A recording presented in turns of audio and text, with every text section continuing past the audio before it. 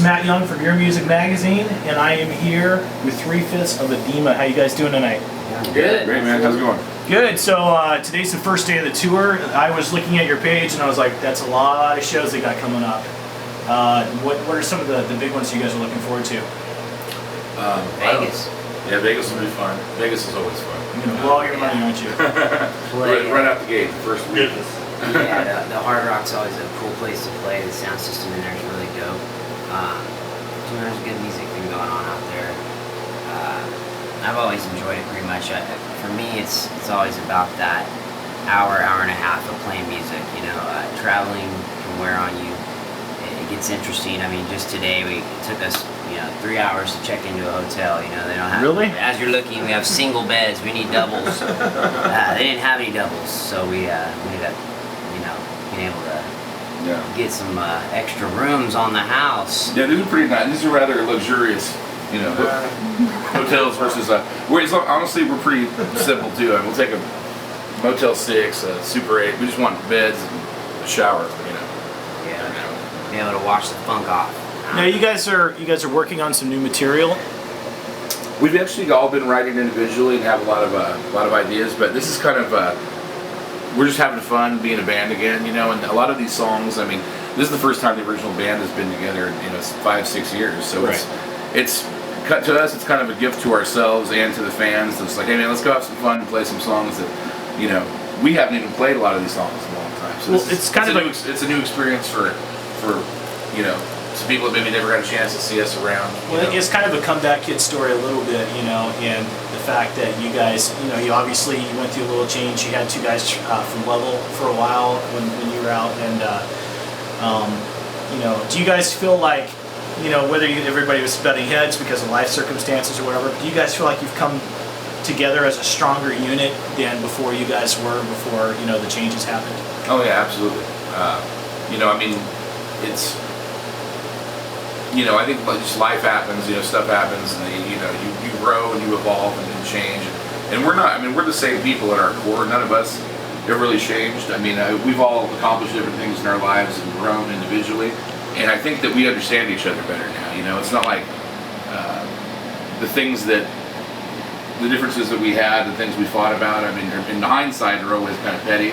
And I think that when you get older, you kind of like, this band's the greatest thing that's ever happened to us, man. It's like we touched so many people and had such a great time. It's like, why would we, I want to do that again. Like, why? Let's get back to that. And Tim, how do you feel about the way things have been adjusting to where they are now? I feel really good. Obviously, and I like to say too, like during those years you brought up the guys from Level being in the band. Those are, hindsight's 20/20 and all, but I think a good point is that those.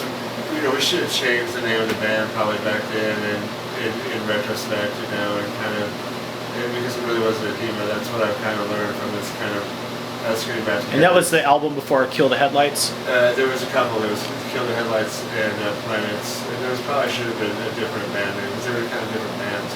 So it was still good music, though. Yeah, no, I won't argue there, but I think it was kind of different directions, and it wasn't really ADEMA. That's kind of what, like I said, what this kind of reunion's kind of meant to me. So you guys kind of pull from all the personalities, and it's that mutual bond. You feel like that's where you guys grow from? Yeah, definitely. We kind of, it wasn't like a complicated thing back there. We were just kind of like, let's write some music and have some fun and see what happens. So I think that's the approach we're kind of taking with this. Yeah, it's real homegrown. We've known each other for years, and it's simple for us. It really is. As long as we've kind of learned to, it's like less talk and more rock. Yeah. It's like, women want to talk about feelings. Men try to talk about feelings and shit's gonna get thick again. Yeah. So we try to some kind of monster. You guys got your own version of that, or you guys have a band therapist? No, it's not like that. That's not necessary. Yeah, that's where the songs are. I'm being a little facetious here. We self-medicate. Exactly. That's how we cope. No, it's it's just a learning process, and we laugh at like Dave was saying, the petty stuff. We went through that kind of adolescence together. We were kids, and like Tim said, all we cared about was being able to play our instruments and make music every day. And when you had that kind of attitude, that's when it seemed like the success happened, and we were writing tunes that were relatable, and it opened up the door for us to keep making music. And once we lost sight of that, of those laurels, that's when things kind of started not going. Air went so out of the well. balloon for a little bit. Yeah, you stop enjoying your craft, and once that happens, it's just a matter of time till you're floating in the water. It really is. So Well, I'm stoked about what stuff you guys are going to be doing in the future, because even when you guys were playing with the guys from Lovell, there was still, from each album, there was like a feeling of growth. And then I know you had talked about in one of the interviews, or one of you guys had, about how you had taken some vocal lessons after you guys did the self-titled. And then I've noticed, even the first one was great. Even with that raw stuff, but I noticed a little bit maybe more confidence or whatever in the vocal performance from album to album. The guitar work's been really tight. What kind of gear are you guys using these days? We use Schecter guitars and basses. Schecter's always been down, and they're consistent. I really dig their guitars. Every one that I get, it's easy to play. What model are you playing? I use the Elite Studios and the Stiletto Elite and the Stiletto Studio 5s. Mm-hmm. And then Tim, what kind of gear are you using? I'm using C7 Customs. From Schecter? Yeah. And I've been doing for like 10 years. You guys go down to C, or is it more like drop D and? No, it's not that confusing. Really, what it is you can take 7th string and you just drop it a half step, and then we kind of do a little bit where we'll take the F sharp and drop it to an F. For the geeks who play guitar, I'm sure Hal Leonard loves you guys. You'll take the F sharp and drop it to an F, so you can kind of play chords in the lower register. Yeah. So then I use Mesa heads and cabinets, but tonight I'm using a Marshall. I can use both. I like the 7-buck. And then Mark, what kind of vocal effects do you like to use? My gear is just butter lyrics, dog. That's what I come with. You using shear mics or what? Just butter. Nah, shit's like pouring butter on it. No, I've used a gambit of different things. I really like Shure. It's always foolproof. I used Audio Technica for a while, and I really enjoyed those microphones. But I'm back to just Beta 58s. Those are. Well, and then when you guys are recording, you do some really nice vocal layering. I was really impressed by the cover of Nutshell that you guys did on the EP. That's an intimidating song, not because it's hard to pull off technically. It's because a lot of people want to do that, and you guys were able to keep the vibe of the song, but as Paul Abdul says, way too much. Made it your own. So that was really cool, the way instead of doing the other woo, you did the vocal harmonies different from that, and I thought that was a standout part of that. Yeah, one night we played a show in Seattle, and me and Dave were hanging out backstage with Sean Kenny, right? In Supply Under. Oh yeah. We were hanging out, and he was taking our beers and shit, and drinking our beers or whatever. Sounds like But he's a totally cool guy or whatever. But he was after a few beers and after we played, we were backstage talking. He said, and we had never, obviously huge Alice in Chains fans.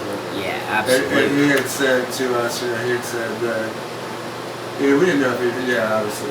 He had known, from the beginning, like from the first record, from the second for sure came out. But anyway, we hadn't known if they had heard that version, And he's like, man, I've heard so many covers of our shit. It's like, you guys picked the fucking right song and nailed it. That's the song that says most about us. It was kind of crazy, dude. It was like, wow, because I'm a huge fan of the band. This dude, not only had he heard it, but he thought it was like, essentially telling us it's the best cover. That's high praise, because everybody, the brothers tried to, cover a lot of stuff, and it was the emotion that came through. Yeah, so we felt, that's probably one of the most legitimized I've ever felt about. Yeah. It's crazy. It's cool. So yeah, that's definitely was a really cool cover for sure. Nice. And we also started that, because we had found Lance Staley died, and we had played a what do you call it, Festival. a festival like at 3, but we were usually playing later, but we were playing 2 one day because we were playing one a radio afternoon, one at like 3 in the afternoon, then we were headlining one, and in between those shows we heard he died, and then we kind of learned it on the bus. Yeah. They were playing it for like 8,000 people. And it was awesome. It was awesome. Yeah, it was dope. Once again, butter. As a tribute, you know what I mean? But it was, yeah, it was totally like an amazing thing. So then that's how that we even came to doing that song on the next record. Nice. So what can we expect from you guys in the next year? I think it's just gonna be we want to pound the streets for a bit and just get back to doing what we do, which is make music, and then we want to write a record, and that's what I'm looking forward to the most, because I'm just in the most positive place that I've been in years, and I got a lot to say and a lot that I learned, and I know that I can speak for my brothers. They the same with them. They've all gone through different things, and so we're gonna talk about it, because that's what I do. You know, on my records, that's real. It's diary-esque. Yeah. So it'll be real life shit. It's actually, you know, it's really a great time to be in ADEMA and to be in this band again, because, you know, it's kind of like, a brand new band in a sense. I know it's, for lack of a better word. I was going to ask if it feels like starting over. Yeah, I mean, you know, as cliche as formulaic as it may sound, you know, it really truly is a rebirth for all of us, because it's like, you know, it's like this, the band is established, and yeah, we've sold, you know, some records and we've had some success, but we're off the clock now. We've set a precedent, and you know, and now we just have to match that, not because we have to, because we genuinely want to. We enjoy each other's company. We're having a good time. You know, I'm missing my brothers, man. We're fucking having a good time, and the kids are too. I mean, it's been. I honestly, I was a little apprehensive because I didn't think people would give a shit. I was like, do people want to hear it? And the response has been over.